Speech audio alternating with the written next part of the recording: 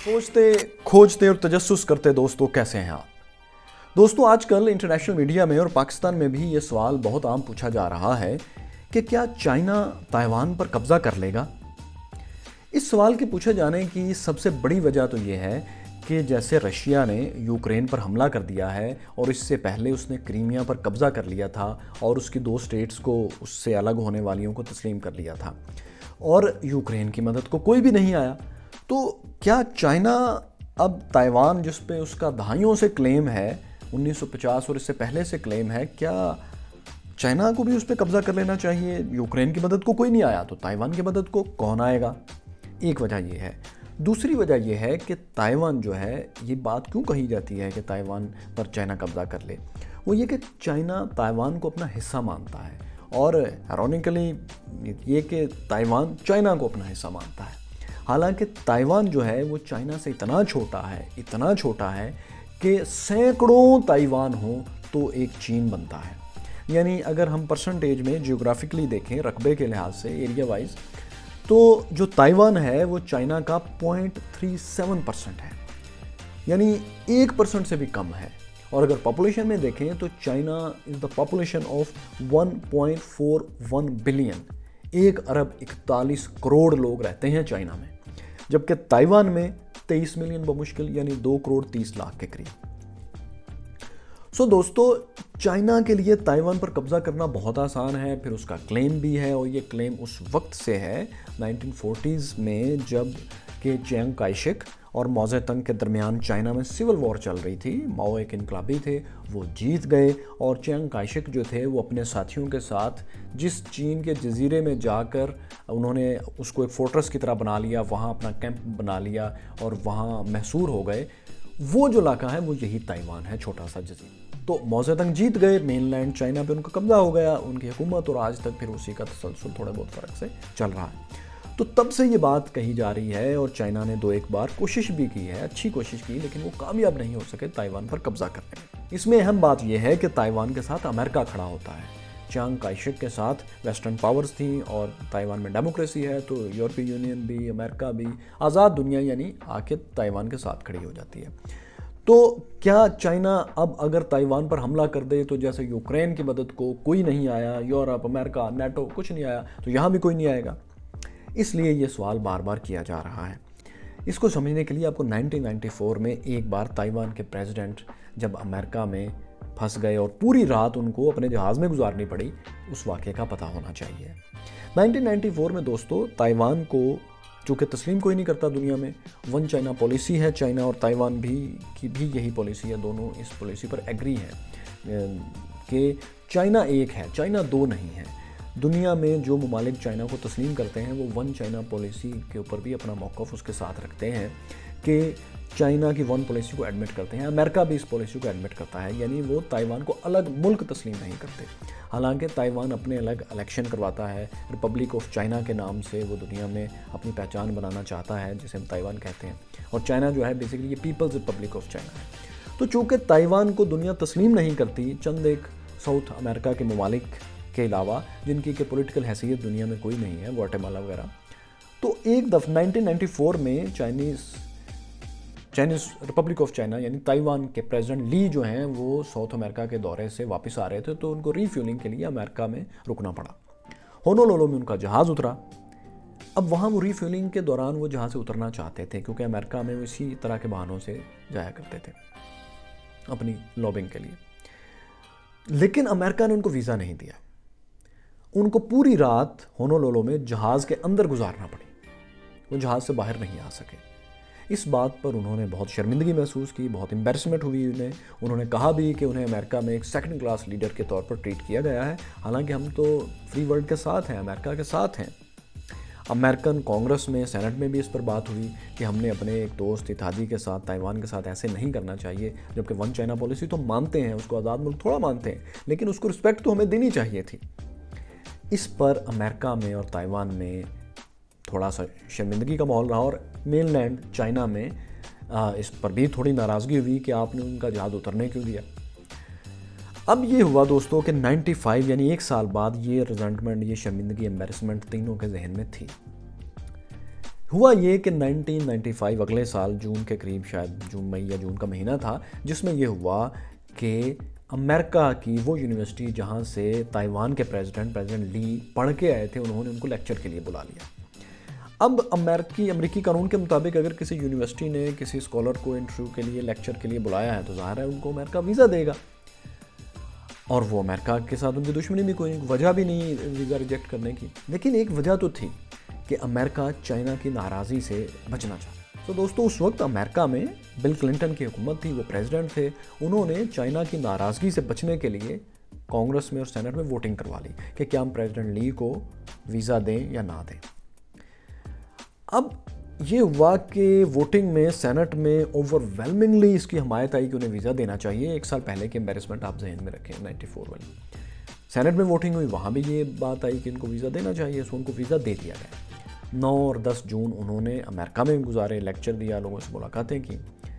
अब चाइना इस पर शदीद नाराज़ हुआ कि आपने ताइवान के प्रेसिडेंट को क्यों दिया है वीज़ा, आप इस तरह तो आप उसको तस्लीम कर लेंगे, आप दूसरी तरफ जा रहे हैं, ये तो आप मेरे सरहद के बिल्कुल साथ 120 किलोमीटर के इलाके पर मेरा एरिया है वो, और मेरा क्लेम है, डिस्प्यूटेड है, आप उसके साथ स्टेट ताल्लुकात, तो ये तो आप आगे बढ़ रहे हैं, ये आप कोई ऐसी मूव कर रहे हैं जो मुझे नुकसान देगी। चाइना इतना नाराज़ हुआ कि उसने उसके अखबारात में प्रेसिडेंट ली के खिलाफ भी कैंपेन चली कि ये गद्दार है जो वन चाइना को तोड़ना चाहता है, जो चीन को तोड़कर 2 चीन बनाना चाहता है, ये गद्दार है ताइवान का प्रेसिडेंट। तो 1995 में फुजियान सूबे में ताइवान की तरफ चाइना ने इतनी बड़े लेवल पर मशकें शुरू कर दी, जिसका साफ मतलब था कि किसी भी वक्त वो आकर ताइवान पर कब्जा कर सकता है।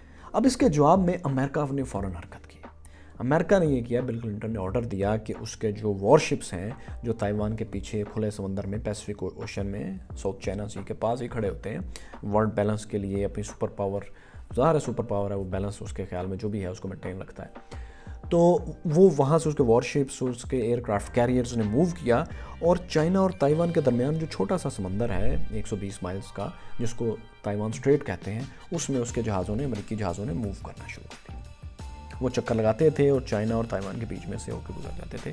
ज़ाहिर है चाइना के लिए बहुत बड़ा थ्रेट था कि अगर वो उनको रोकता है और इस वक्त भी मशक़ें मुसलसल जारी रखता है, तो ये पैगाम था कि अब चाइना पीछे नहीं हटेगा, अब तो लड़ाई होगी एक सुपर पावर के साथ। यहाँ तक कि अमेरिका ने अपना सबसे बड़ा एयरक्राफ्ट कैरियर USS इंडिपेंडेंस जो था सबसे बड़ा, वो भी ला के ताइवान के बॉर्डर के पास समंदर में खड़ा कर दिया। अब ये हुआ कि चाइना ने यहाँ से पीछे हटना शुरू किया और उसने अपनी मिलिट्री मशक़ें बंद कर दी। चाइना ने तस्लीम कर लिया कि, टेक्टिकली तस्लीम कर लिया कि वो अमेरिका को दुनिया की सोल सुपर पावर मानता है। दुनिया में एक दफ़ा फिर अमेरिकी सुपर पावर का डंका बजने लगा। उससे चंद साल पहले अभी सोवियत रूस टूटा था। सो ये एक अमेरिका की सुपर पावर के लिए बहुत बड़ी खबर थी। ये इसकी हिस्ट्री है कि यहाँ तक अमेरिका ताइवान का साथ देने के लिए आ चुका है। अब दोस्तों, लेकिन 2021 और 2022 अब आ चुका है, 2022। इस बात को 26-27 साल हो चुके हैं। ना अमेरिका वो अमेरिका है, ना ताइवान वो ताइवान है, और ना ही चाइना वो चाइना है। 2021 सिर्फ 1 साल पहले ये हुआ कि ताइवान ने जो अपना एयर डिफेंस आइडेंटिफिकेशन जोन बना रखा है, एडीज़, जो कि उसके इर्द बहुत बड़ा एरिया है, समंदरी और हवाई हदूद, उसकी फ़ज़ाई, उसका एयर जो उसकी फील्ड है, उसके बारे में उसका ये कहना है, एडीज़ के नाम से जो उसने अपना डिफेंस जोन बनाया है, कि यहाँ जो भी जहाज़ आएगा वो पहले अपनी आइडेंटिफिकेशन करवाएगा। अगर वो आइडेंटिफिकेशन नहीं करवाएगा, उसके बगैर हमारे जोन में आएगा, तो उसको मार कराया जाएगा। हम ये हक रखते हैं। लिहाजा कोई भी जहाज़ वहाँ जाता है तो पहले अपने जाने से पहले बताता है कि फ़लाँ जहाज़ फ़लाँ मुल्क का फ़लाँ ये यहाँ से गुजरेगा या इधर आएगा। लेकिन चाइना ये करता है कि ताइवान के उस एडीज़ की एयर डिफेंस आइडेंटिफिकेशन जोन की बिल्कुल परवाह नहीं करता। वो इसको बार बार वायलेट करता है। उसके जंगी जहाज़ यहाँ आते हैं, चक्कर लगा के चले जाते हैं, कभी ज़्यादा अंदर आ जाते हैं, कभी कम अंदर आते हैं, और दिनों के हिसाब से नहीं, घंटों के हिसाब से वायलेशन करता है। बार बार आता है, एक एक दिन में दर्जनों बार आता है।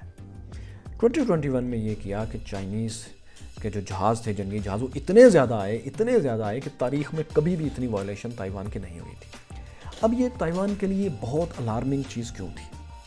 इसलिए अलार्मिंग चीज़ थी और है कि जब किसी मुल्क के जंगी जहाज़ मुसलसल आपकी फ़ज़ाई हदूद की वायलेशन करके भाग जाते हैं, आते हैं चले जाते हैं, आते चले जाते हैं, तो आपको छोटे मुल्क को जिसकी वायलेशन हो रही है उसको मुसलसल पंजों के बल अपने टोस पे रहना पड़ता है, मुसलसल अलर्ट रहना पड़ता है, क्योंकि किसी भी वक्त ये भी हो सकता है कि वो जहाज़ जो रूटीन में आते और जाते थे, आपको आदत पड़ गई, किस दिन वो थोड़ा सा टर्न लें और आपके बॉर्डर पर जो आपका फर्स्ट लाइन ऑफ डिफेंस है उसके ऊपर बम गिराएं, उसके ऊपर जो भी अपनी प्लानिंग के मुताबिक डिस्ट्रॉय करके आपके वाइटल ऑर्गन्स तबाह करके चले जाएँ।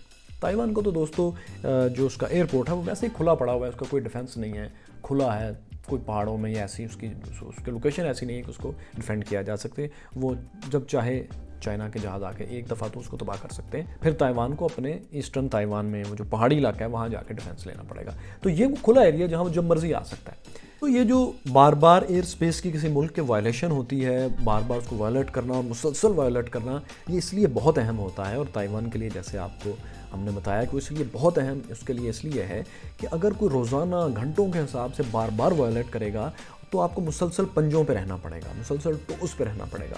आपको नहीं पता कि कब वो ये रूटीन की वायलेशन करते करते जहाज़ मोड़ें और आपका एयरपोर्ट तबाह कर दें, आपके फर्स्ट लाइन ऑफ डिफेंस को डिस्ट्रॉय कर दें, आपके वाइटल जो मुकामात हैं, अहम मुकामात हैं, स्ट्रेटजिक एसेट्स हैं, उनको आके तबाह कर दें। आप नहीं जानते, मुसलसल आपको पूरी तरह जंगी हालात में रहना पड़ता है और इसकी बहुत बड़ी कॉस्ट होती है। लिहाजा छोटे मुल्क इसको बियर नहीं कर सकते, कम ताकतवर मुल्क बियर नहीं कर सकते। इसलिए ताकतवर मुल्क छोटे मुल्क को मुसलसल पंजों पे रखने के लिए, उसको ज़रा उसको डराने धमकाने के लिए उसकी स्पेस की बार बार वायलेशन करते हैं, ताकि उनकी मिलिट्री, उनकी एयरफोर्स, उनका डिफेंस सिस्टम मुसलसल अलर्ट रहे और उस पर मुसलसल एक्सपेंडिचर आते रहें, उस पर ख़र्चा बहुत ज़्यादा उठता रहे। तो चाइना ये मुसलसल करता रहा 2021 में, उससे पहले भी कर रहा था 2021 में, 2021 में बहुत ज़्यादा कर दिया। अब एक दफ़ा फिर 1995 की तरह अमेरिकी जहाज़ एयरक्राफ्ट कैरियर्स ताइवान स्ट्रेट में उस तंग सी जगह पर आए और उन्होंने चक्कर लगाना शुरू किया। लेकिन जैसे कि हमने आपको बताया कि ये चाइना बदल गया था, ये चाइना वो चाइना नहीं रहा था। ये वो चाइना है जिसके बारे में अमेरिकी जनरल्स कहते हैं, उनके फ़ौजी एक्सपर्ट्स कहते हैं कि उनकी चाइनीज़ नेवी अमेरिका से नंबर्स में बड़ी हो गई है। अब के बार चाइना ने ये किया कि 21 में जब अमेरिकी शिप्स आए, एयरक्राफ्ट कैरियर्स आए, तो चाइना पीछे नहीं हटा, बल्कि उसने उसके उलट ये किया। 1995 में तो पीछे हट गया था, अब उसने ये किया कि उसने 2 गुना 3 गुना 3 टाइम्स वायलेशन शुरू कर दी, यहाँ तक कि अमेरिका को अपने एयरक्राफ्ट कैरियर्स भेजना बंद करना पड़े। यानी अब के ये मैसेज गया कि अब चाइना वो चाइना नहीं है जो इस तरह की एंगलिंग से, इस तरह के इशारों से आपसे डर जाए। सो दोस्तों, ये वो सारा सिनेरियो है जो आपके सामने इसलिए रखा कि आप ये समझ जाएं कि किस तरह हालात बदले हैं। और अब ये लोगों को लगता है, इंटरनेशनली सवाल उठ रहा है कि चाइना अगर इस हद तक आ गया है, यूक्रेन की मिसाल भी है, तो अब क्या वजह है कि चाइना ताइवान पर कब्जा नहीं करेगा। तो माय क्यूरियस फेलोज, जो चाइना का नंबर 1 स्ट्रेटजिक एसेट है, नंबर 1 स्ट्रेटजिक गोल है कि वो ताइवान को हर सूरत अपने साथ रखेगा या उसको आज़ाद मुल्क नहीं बनने देगा, उस सिलसिले में वो हमला इसलिए नहीं करेगा कि इसकी 4 बड़ी बुनियादी वजूहात हैं। पहली वजह तो ये है कि दोस्तों, ताइवान एक ऐसा इलाका है जिसे बेशक अमेरिका ने आज़ाद तस्लीम नहीं किया, दुनिया ने नहीं किया, लेकिन यूक्रेन के बारे में एक बार भी अमेरिका ने ये नहीं कहा था कि हम इसके डिफेंस के लिए आएंगे, जबकि ताइवान के बारे में वो बार बार कह चुका है। अभी बाइडन इंतज़ामिया ने भी कहा है और बाइडन से भी सवाल हुआ कुछ अर्सा पहले, तो उन्होंने 2 बार यस कहा कि हम मदद को आएंगे। और तारीख़ में 2 बार आपने मिसाल सुनी अभी कि वो आ चुका है, और इसके अलावा भी कई बार वो इस सिर्फ सिंबल दिखाने के लिए कि देखो मैं पहुंच गया हूँ, इसकी हिफाजत के लिए वो आया करता है और वो कहता है कि मैं ताइवान के डिफेंस के लिए आऊँगा। नंबर 1 वजह ये कि ये ऐसी बात नहीं है कि यूक्रेन नहीं है ताइवान, अमेरिका के लिए यूक्रेन से कहीं ज़्यादा अहम है ताइवान। दूसरी बात ये कि अमेरिका तो आएगा तब आएगा ना, लेकिन ताइवान में अपना डिफेंस सिस्टम एक कैसल की तरह, एक साइबर कैसल भी है, एक मिलिट्री कैसल भी वो है कि उसको फतह करना इतना आसान नहीं है। तो दोस्तों, ताइवान को अपने अंदर शामिल करने के लिए जो चाइना को एक स्पेकुलेशन है, मिलिट्री एक्सपर्ट्स की स्पेकुलेशन है कि उसके अपने अंदर शामिल करने के लिए जिस तरह का अटैक आज चाइना को अगर करना हो तो उसके लिए उसे 20 लाख फ़ौज चाहिए। ये सिर्फ ज़मीनी फ़ौज है, एयरफोर्स और नेवी इसके अलावा होगी। ये इसलिए चाहिए दोस्तों कि जब आप किसी जगह पर अटैक करते हैं तो आपको 3 से 5 गुना ज़्यादा फोर्स चाहिए होती है। तो ताइवान की जो अलर्ट, ट्रेंड और ज़बरदस्त किस्म की फ़ोर्स है वो 2 से 3 लाख है, और उसकी रिजर्व फोर्सेज अगर शामिल करें तो ये 20 लाख के करीब बनता है।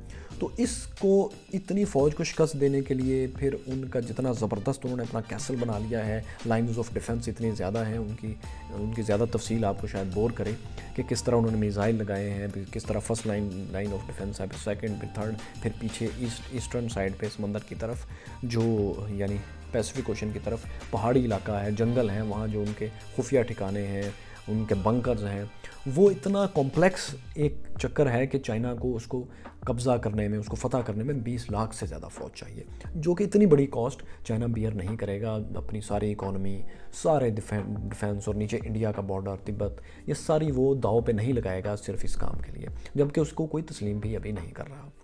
दूसरी वजह ये होगी, पहली वजह ये कि अमेरिका के लिए वो यूक्रेन से बहुत अहम है, अमेरिका उसको कभी भी ये बर्डन नहीं छोड़ेगा। दूसरी वजह ये कि वो ख़ुद इतना स्ट्रॉन्ग है। तीसरी वजह दोस्तों ये है कि अगर चाइना इस पे हमला करता है तो ताइवान को उसका मुकम्मल मुकाबला नहीं करना, सिर्फ उतनी देर तक मुकाबला करना है जितनी देर तक अमेरिका पहुंच नहीं जाता। याद रखें कि ताइवान सिर्फ अमेरिका के लिए नहीं, वहाँ Philippine, Laos, Vietnam, South China Sea के तमाम ममालिक के लिए बहुत ज़्यादा स्ट्रेटजिकली अहम है कि चाइना को मेनलैंड चाइना तक रोका जाए, आगे ना आने दिया जाए। तो ताइवान को सिर्फ तब तक मुकाबला करना है जब तक अमेरिका पहुँच नहीं जाता। 3 बातें हो गई, बहुत स्ट्रॉन्ग है वो। चौथी सबसे अहम बात मेरे ख्याल में जो है वो ये है कि चाइना को इसकी ज़रूरत नहीं है। दुनिया में कोई शख्स ताइवान को आज़ाद मुल्क तस्लीम नहीं कर रहा, और चाइना की ताइवान के साथ जो एक्सपोर्ट्स हैं आप अंदाज़ा नहीं कर सकते कितनी ज़्यादा हैं। दोनों ममालिक में दरमियान इतनी नफरत नहीं है जैसे पाकिस्तान इंडिया में आप यहाँ बैठ के महसूस करते हैं। दोनों चाइनीज़ अपने आप को समझते हैं, दोनों एक दूसरे से बढ़कर अपने आप को चाइनीज़ साबित करने की कोशिश करते हैं। ताइवान इस वक्त चाइना में बिगेस्ट इन्वेस्टर है।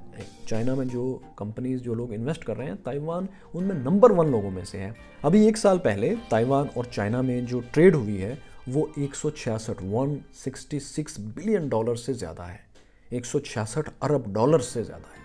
तो दोनों में इतनी ज़्यादा ट्रेड हो रही है। दोनों में टूरिस्ट जो हैं एक मुल्क से दूसरे मुल्क, एक इलाके से दूसरे इलाके में जाते हैं, इनकी तादाद भी लाखों में है, मिलियंस में है। 8 लाख से ऊपर तो सिर्फ वो ताइवान के लोग हैं जो 2019 में इससे कोविड से पहले जिन्होंने ताइवान से चाइना गए थे एज ए टूरिस्ट। तो ये इतनी बड़ी इकॉनमी है, लोग आपस में इतने मिलते जुलते हैं, आपस में उनका मिलना जुलना इतना है, पीपल टू पीपल रिलेशन इतना है, ज़ुबान एक बोलते हैं, और उनके वो दरमियान में नफ़रत नहीं है जो आप यहाँ बैठ के शायद समझें। इसलिए चाइना को ज़रूरत नहीं उसके ऊपर आके कब्ज़ा करने की, जबकि इकॉनमी ठीक चल रही है, उसको कोई आज़ाद तस्लीम नहीं करता, और उसके ऊपर हमला करने के कॉन्सिक्वेंसेस बहुत ज़्यादा हैं, उसकी कॉस्ट बहुत ही ज़्यादा है। तो क्या ज़रूरत है ये करने की? और इसकी एक मिसाल भी है हमारे सामने। आप देखें कि हांगकॉन्ग 100 साल तक चाइना के अंदर रहा, मतलब बेशक साहिल पर है लेकिन उसके इर्द गिर्द चारों तरफ चाइना छाया हुआ है, थोड़ा सा समंदरी पट्टी के अलावा। तो जब चाहे चाइना उसको अपने कब्जे में ले सकता था, लेकिन चाइना ने वेट किया कि कब वो पॉलिटिकली उसका हिस्सा बनता है। अब भी उसका सिस्टम तब्दील करने के लिए चाइना ने कोई बहुत बड़ी मिलिट्री एफर्ट नहीं की। एक और बात, अब ताइवान तो फिर भी चाइना से 120 मील के फासले पर है, 180 किलोमीटर, मुख्तलिफ हर जगह पर थोड़ा बहुत मुख्तलिफ फासला है, एवरेज 150 से 180 किलोमीटर के फासले पर है चाइना से ताइवान। लेकिन ताइवान का एक जजीरा चाइना से सिर्फ 10 से 15 किलोमीटर दूर है, किनमिन उसका नाम है, और वहाँ कोई मिलिट्री इंस्टॉलमेंट्स भी नहीं है, फौजी भी नहीं है, लेकिन चाइना ने उस पर भी आज तक कब्जा नहीं किया। तो चाइना की ये पॉलिसी है, लिखी हुई पॉलिसी है, उसका कानून है कि वो अपने इलाकों को अपने साथ रखने के लिए खून नहीं बहाएगा अपने लोगों का, आखिरी हद तक कोशिश करेगा कि वो बग़ैर जंग किए उसके साथ रहें। सो दोस्तों, ये कोई चाइना के लिए कोई अक्लमंदी की बात कहीं से भी नहीं लगती कि जिस इलाके, अपने इलाके के साथ उसकी टूरिज़म भी जारी है और हर साल बढ़ रही है, उसकी टेक्नोलॉजी भी उसके साथ सपोर्ट करती है, दोनों एक दूसरे के मुल्क में इन्वेस्टमेंट करते हैं, एक दूसरे के हिस्सों में इन्वेस्टमेंट करते हैं। 166 बिलियन डॉलर से ज़्यादा एक साल में उनकी ट्रेड है। तो क्या ज़रूरत है हमला करके उसको अपने साथ ज़बरदस्ती एक ऐसा ख़तरा मोल लेने की जिसमें एक वर्ल्ड वॉर भी छिड़ सकती है और चाइना की अपनी इकॉनमी का नाकाबिले तलाफ़ी नुकसान हो सकता है। तो दोस्तों, as you know, we are anti war people. तो हम तो इसकी सपोर्ट नहीं कर सकते, लेकिन ये जो लॉजिक है ये भी इस जंग की कतन सपोर्ट नहीं कर रही कि यूक्रेन को देखते हुए चाइना ताइवान पर कब्ज़ा कर लेगा। दोस्तों, एक बार फिर वीडियो देखने का शुक्रिया, और सोचते और खोजते रहें और ज़िंदगी में आगे बढ़ें और अच्छे ख्वाब ज़रूर देखें, क्योंकि ख्वाबों के साथ मसला ये है कि ये पूरे हो जाते हैं।